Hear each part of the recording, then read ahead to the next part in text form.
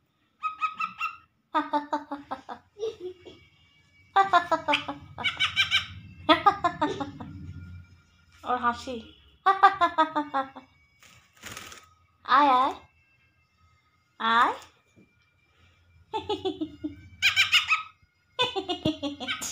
ও হাসছে।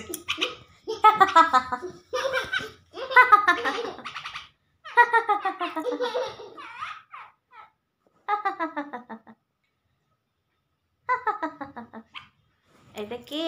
এটা তোর মতো? এটা কে? এটা কে? কে এটা? দেখো তো, চিনতে পারো? চিনতে পারো? চিনতে পারো?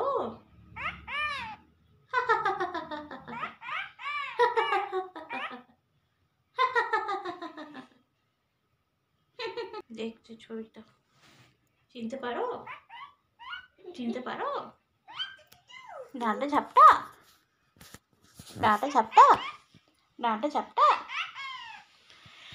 ও বকতে থাকবে এখন, চলো পরে আবার কথা বলি।